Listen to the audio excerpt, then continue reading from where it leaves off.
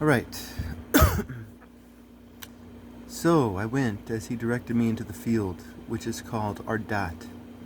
And there I sat among the flowers and ate of the plants of the field. And the nourishment they afforded satisfied me. And after 7 days, as I lay on the grass, my heart was troubled again, as it was before.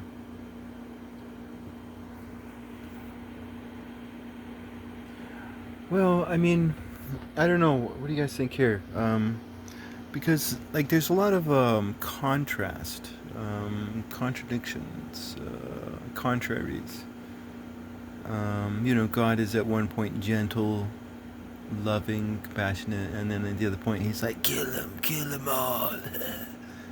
And I've talked about the other contraries before, but I mean, he talks about the abundance of God, the abundance, and in these lines right here, he's satisfied with just these flowers, right? I mean, maybe I'm searching too much here, but I mean these like a lot of times these Torah writers, they don't waste any words, right? And these Saturn, this feels like words wasted, right? Yeah, I ate of the flowers of the field, man. Like this is a hippie right here. Dramatic guy too. Like oh my goodness. Um,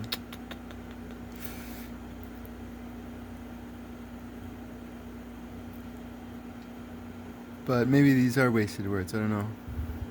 And after 7 days, as I lay on the grass, my heart was troubled again, as it was before. And my mouth was opened, and I began to speak before the Most High, and said, O Lord, thou didst show thyself amongst us, to our fathers in the wilderness when they came out from Egypt, and they came into the untrodden and unfruitful wilderness. And thou didst say, Hear me, O Israel, and give heed to my words, O descendants of Jacob. For behold, I sow my law in you, and it shall bring forth fruit in you, and you shall be glorified through it forever. But though our fathers received the law, they did not keep it, and did not observe the statutes. Yet the fruit of the law did not perish, for it could not, because it was thine.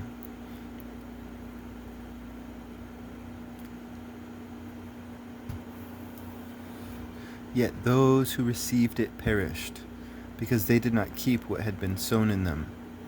And behold, it is the rule that when the ground has received seed, or the sea a ship, or any dish, food, or drink, and when it happens that what was sown, or what was launched, or what was put in is destroyed. Not one of his best times right now. They are destroyed. But the things that held them remain.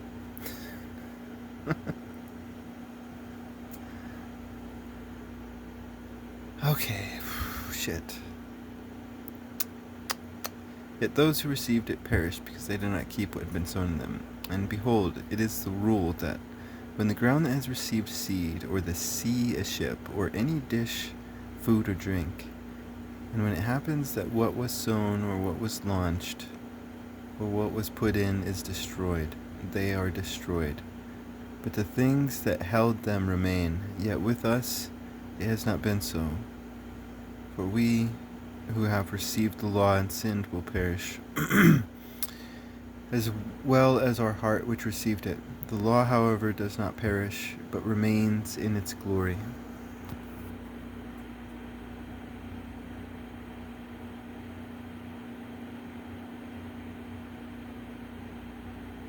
When I said these things in my heart, I lifted up my eyes.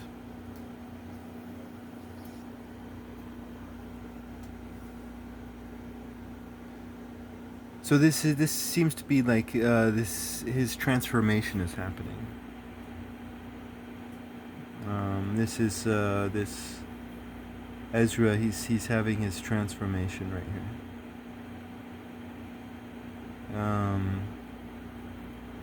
And he's talking about a fleeting world, right? Maybe, I don't know.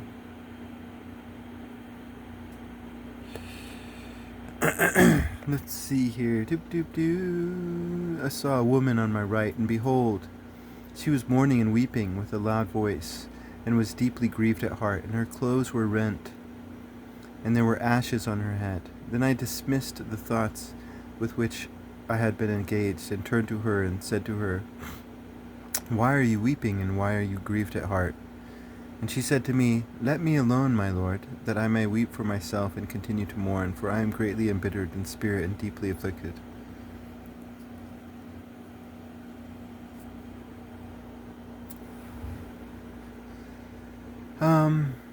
Well, he's not letting her alone, is he?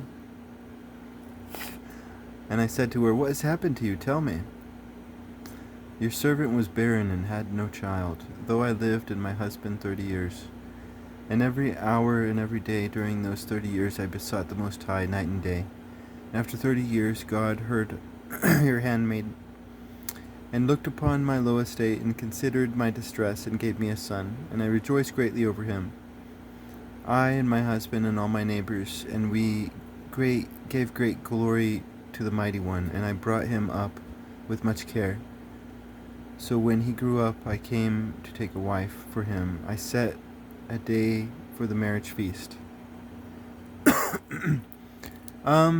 So what I'm getting out of this, maybe, I don't know, what do you guys think? But there seemed to have been this transformation that happened up here. And now he's talking about this woman, but he was this woman, right? He was barren before his transformation. But then his transformation happened, and he became a better rabbi, and he was able to have children. So maybe, I don't know, let's continue on.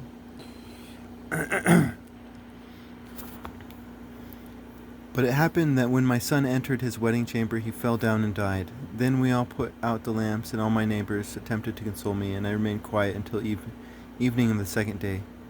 But when they had all stopped consoling me that I might be quiet, I got up in the night and fled, and came to this field, as you see.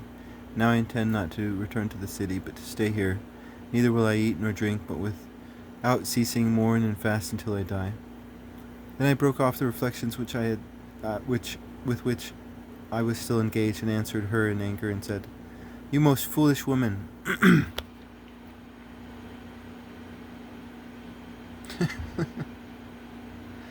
not only is he not leaving her alone, damn.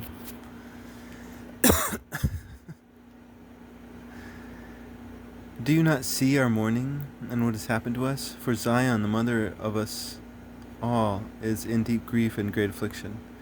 It is most appropriate to mourn now, because we are all mourning, and to be sorrowful, because we are all sorrowing.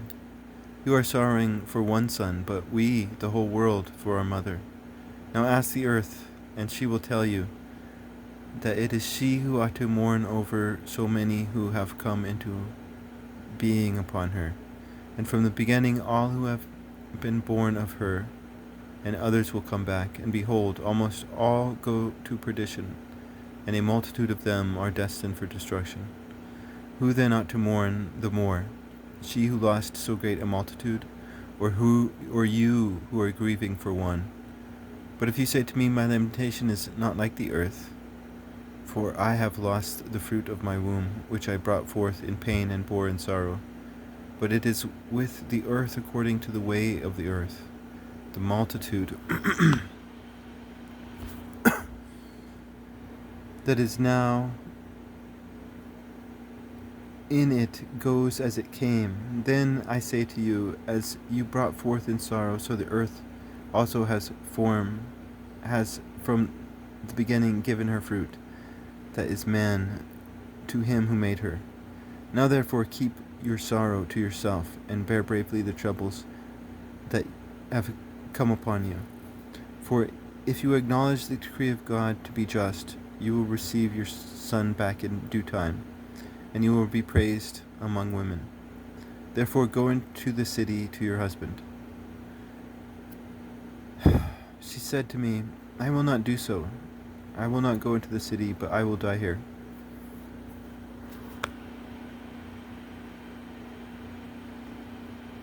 Alright, I have no freaking clue what's going on here, huh?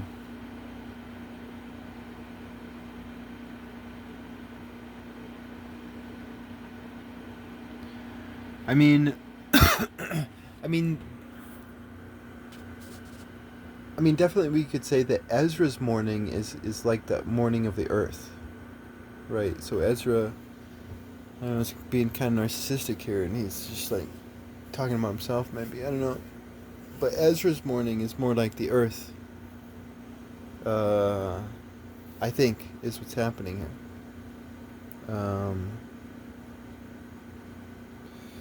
And I don't know. It seems to be like the that God loves all, and a rabbi should love all. Maybe that's all I got from that. I don't know. I will die here. I spoke again to her and said, do not say that, but let yourself be persuaded because of the troubles of Zion, and be consoled because of the sorrow of Jerusalem. For you see that our sanctuary has been laid waste, our altar thrown down, our temple destroyed, our harp has been laid low, our song has been silenced, and our rejoicing has ended. The light of our lampstand has been put out. The ark of our covenant has been plundered. Our holy things have been polluted, and the name by which we are called has been profaned. Our free men have suffered abuse, our priests have been burned to death, our Levites have gone into captivity, our virgins have been defiled, and our wives have been ravished, our righteous men have been carried off, our little ones have been cast out, our young men have been enslaved, and our strong men made powerless. And what is more than all that, the seal of Zion, for she has now lost the seal of her glory, and has been given over into the hands of those that hate us. Therefore shake off your great sadness, and lay aside your many sorrows, so that the Mighty One may be merciful to you again, and the Most High may give you rest, a relief from your troubles.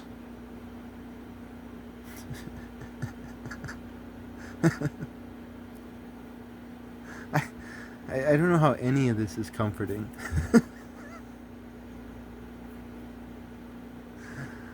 So if we can get some help out there.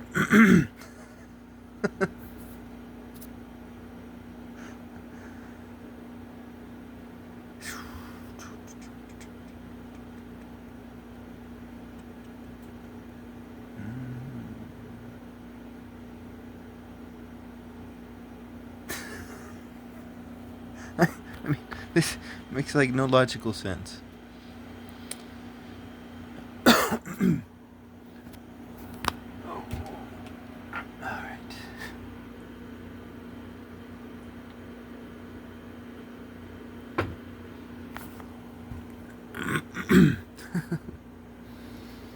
While I was talking to her, behold, her face suddenly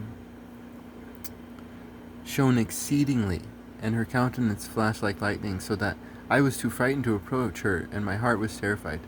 While I was wondering what this meant, behold, she suddenly uttered a loud and fearful cry, so that the earth shook at the sound. And I looked, and behold, the woman was no longer visible to me, but there was an established city, and a place of huge foundations showed itself. Then I was afraid, and cried in a loud voice, and said, where is the angel, Uriel, who came to me at first? For it was he who brought me into this overpowering bewilderment. My end has become my corruption, and my prayer a reproach. As I was speaking these words, behold, the angel who had come to me at first came to me. He looked upon me, and behold, I lay there like a corpse, and I was deprived of my understanding. Then he grasped my right hand and strengthened me, and he set me on my feet and said to me, what is the matter with you, and why are you troubled? And why are your understanding and your thoughts of your mind troubled? And I said, because you have forsaken me.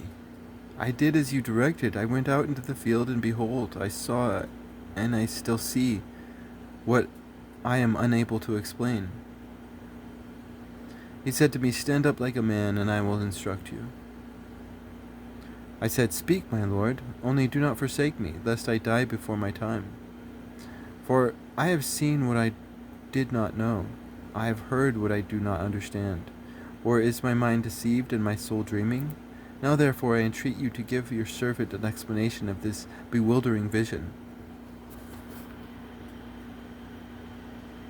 See, I like this because like the author is like Ezra, right? And Ezra's writing, "Stand up like a man," right? And then you have all this, which is just like wah wah wah wah, So like Ezra knows that he is putting whiny words in his own mouth right here, right?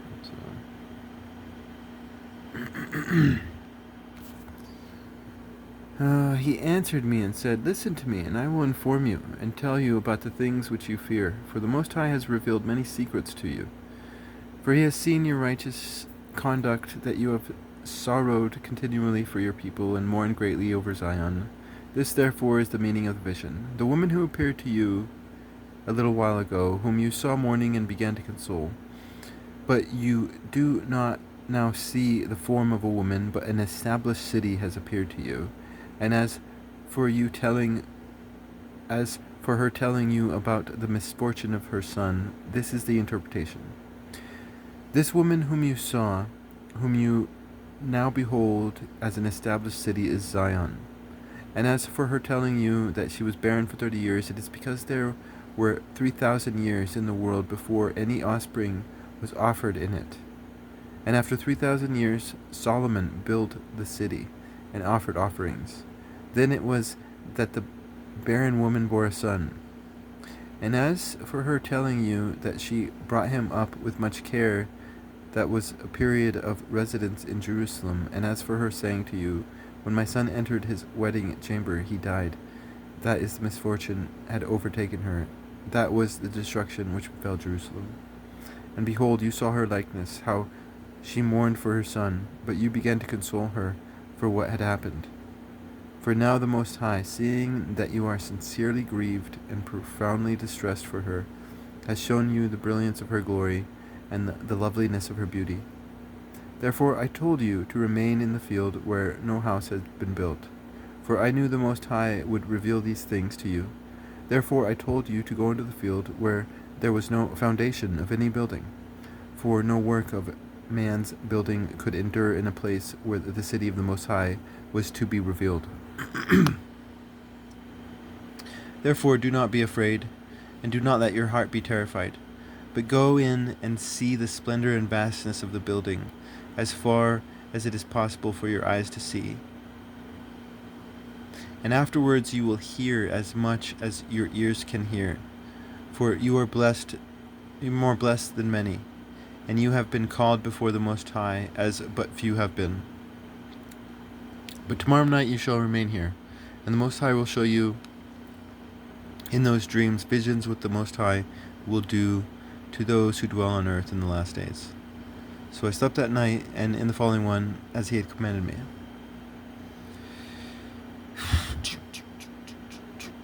So again, like a lot of things you have to, like, as you're reading it, it's not going to be understandable until the end, and then you have to go back and read it again.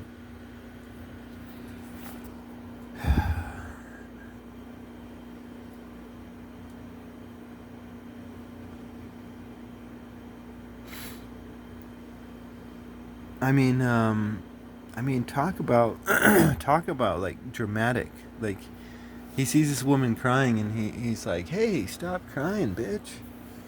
And then like 2 seconds later, he's crying.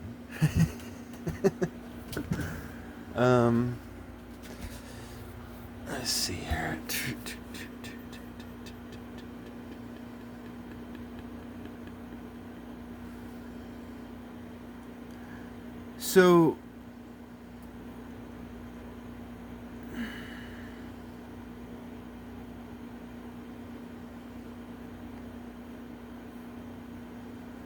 So basically, I think he's prophesying here. And he's basically saying, this is probably why this book was banned. He's basically saying that the Jews are going to be barren for a long, long time. I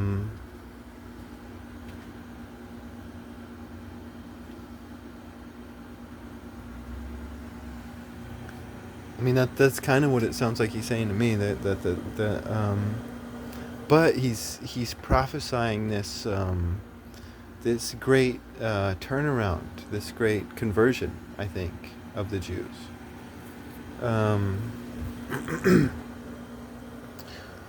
Where the Jews will, just start to be more chill, and more holy, instead of these Phoenician dynasties that care about power in the world. And they'll sell their souls just for victory in this world. And it's all about money and things.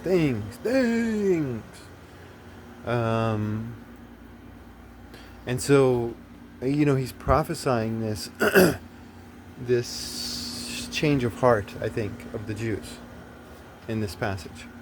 And he's saying that, at some point in the future, I think, the Jews are going to come into their inheritance.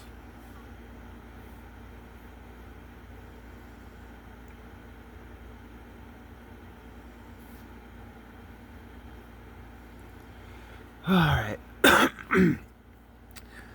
On the second night I had a dream, and behold, there came up from the sea an eagle that had 12 feathered wings and 3 heads. And I looked, and behold, he spread his wings over all the earth, and all the winds of the heavens blew upon him, and the clouds were gathered about him.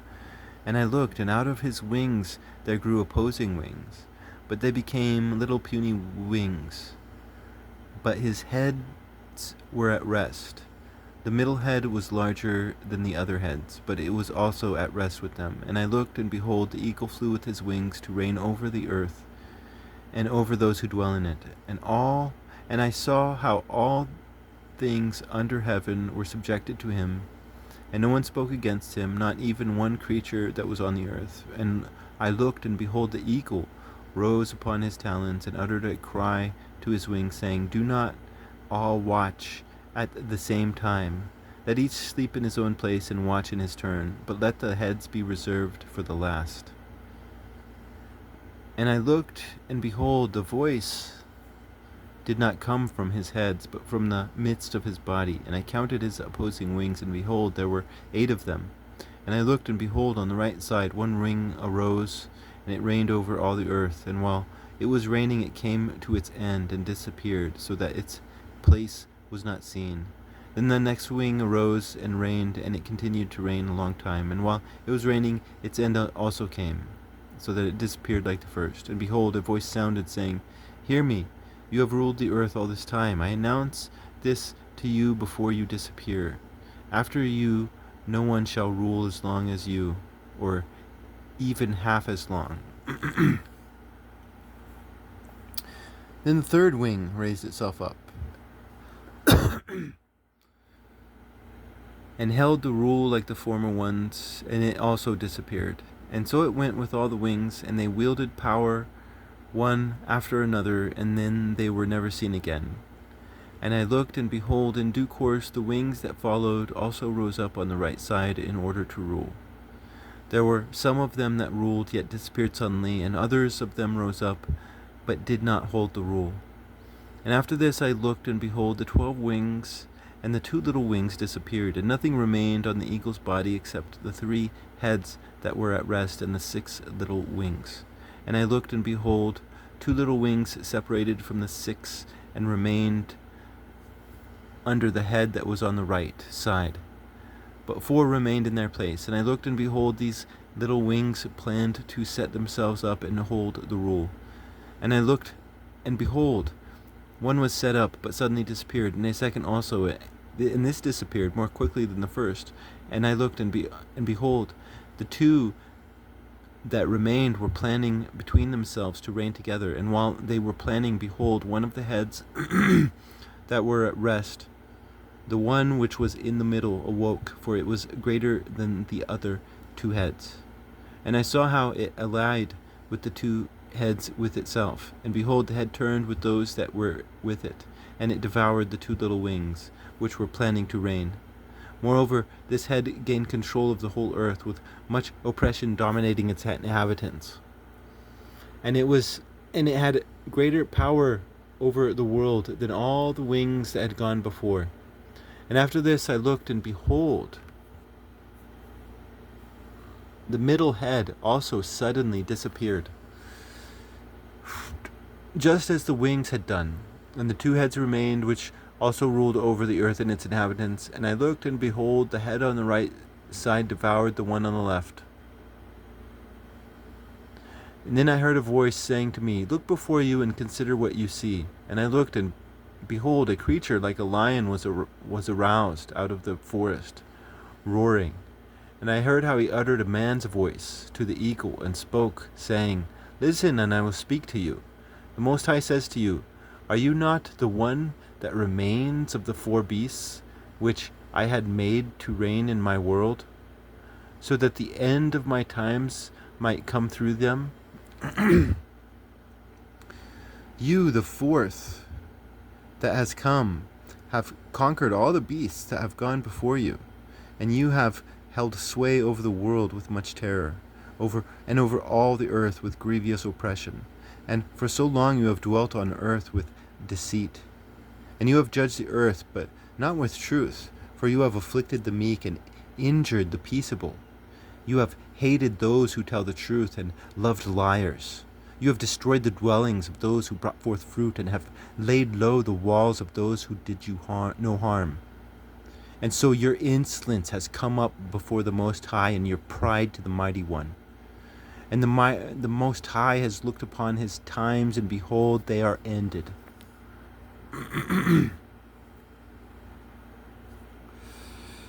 And his ages are complete. Therefore you will surely disappear, you eagle, and your terrifying wings, and your most evil little wings, and your malicious heads, and your most evil talons, and your whole worthless body, so that the whole earth, freed from your violence, may be refreshed and relieved, and may hope for the judgment and mercy of him who made it.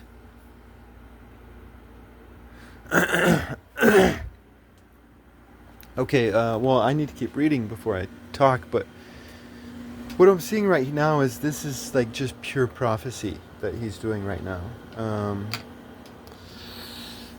Because, I say pure prophecy because I was reading the book of Everything by Enoch, and there was the times that you think he was doing prophecy, which he wasn't, and there were other times which he was doing prophecy and you didn't even know it. But this is just pure prophecy right here, I think, that what I'm seeing right now.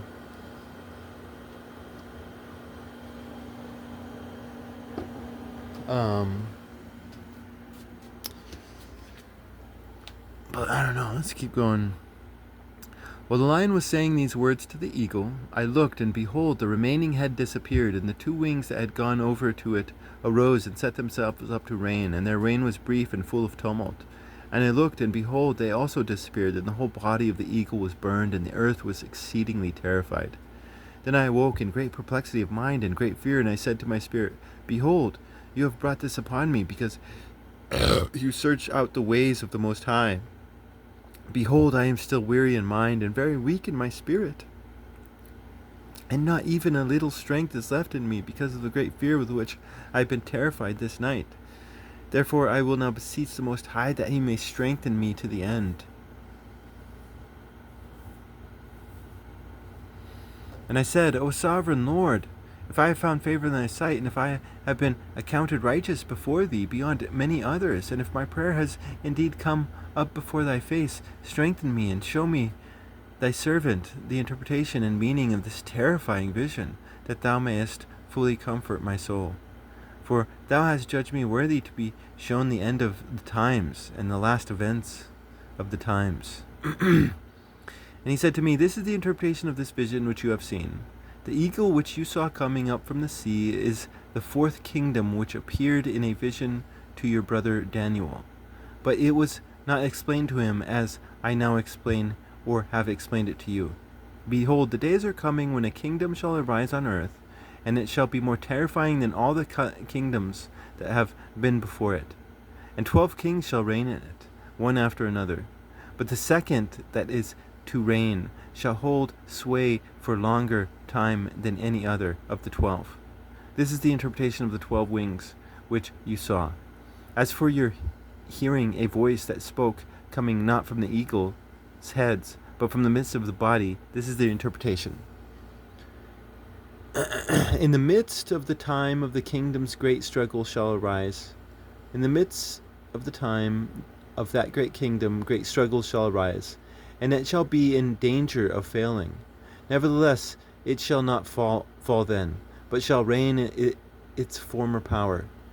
As for your seeing 8 little wings clinging to its wing, this is the interpretation. 8 kings shall rise in it, whose times shall be short and their years swift, and 2 of them shall perish when the middle of its time draws near, and 4 shall be kept for the time when its end approaches, but 2 shall be kept until the end. As for your seeing 3 heads at rest, this is the interpretation. And in the last days the Most High will raise up 3 kings, and they shall renew many things in it, and shall rule the earth and its inhabitants more oppressively than all who were before them. Therefore they are called the heads of the eagle, for it is they who shall sum up his wickedness and perform his last actions. As for your seeing that large head disappeared, one of the kings shall die in his bed, but in agonies. But as for the 2 who remained, the sword shall devour them, for the sword of the one shall devour him who was with him. But he, let's see here, but he also shall fall by the sword in the last day. As for your seeing 2 little wings passing over to the head, which was on the right side, this is the interpretation. It is these whom the Most High has kept for the eagle's end. This was the reign which was brief and full of tumult that you have seen. And as for the lion whom you saw rousing up out of the forest and roaring and speaking to the eagle and reproving him for his unrighteousness, and as for all his words that you have heard, this is the Messiah whom the Most High has kept until the end of days, who will rise from the posterity of David and will come and speak to them. And he will denounce them for their ungodliness and for their wickedness, and will cast out before them their contemptuous dealings. For first he will set them living before his judgment seat, and when he has reproved them, then he will destroy them. But he will deliver in mercy the remnant of my people, those who have been saved throughout my borders, and he will make them joyful until the end comes, the day of judgment, of which I spoke to you at the beginning.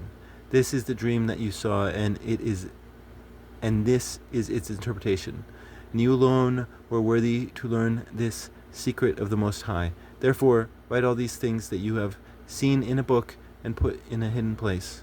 And you shall teach them to the wise among your people, whose hearts you know are able to comprehend and keep the secrets. But wait here 7 days so that you may be shown whatever it pleases the Most High to show you. Then he left me. Alright, we're running out of time here. But this right here, this passage right here, this is just pure prophecy that he's doing. Because he's been talking about prophecy this whole time, but then he goes off into kind of philosophizing about it, right? And it's in this philosophizing that he's trying to teach us the nature of his God, right?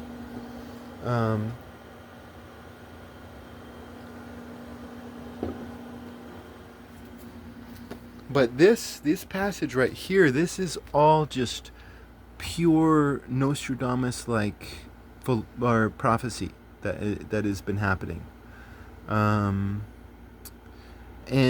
I mean, here you have this eagle, which is tyranny and wickedness, and you have the lion right there, right? But what happens here? Okay, here we go. But he will deliver in mercy the remnant of my people, those who have been saved throughout my borders, and he will make them joyful until the end comes, the day of judgment, which I spoke to you at the beginning. This is the dream which you saw. Okay, so this is an event that's going to happen at some point in the future. But this is not the end times. The end times are going to happen after this event, according to this prophecy right here. This lion and eagle thing is not the end of the age, right? Because they're talking about ages here at different points.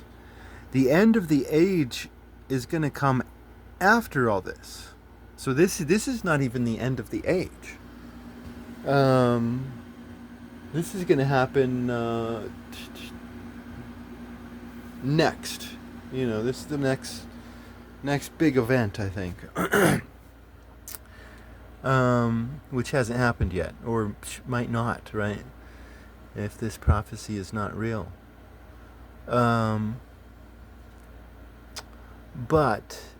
yeah, no, this right here, this is all he's saying that this stuff's gonna happen, right? You can have this evil eagle, and a lion's gonna come up and say, "You're a bitch," and they're gonna fall, right?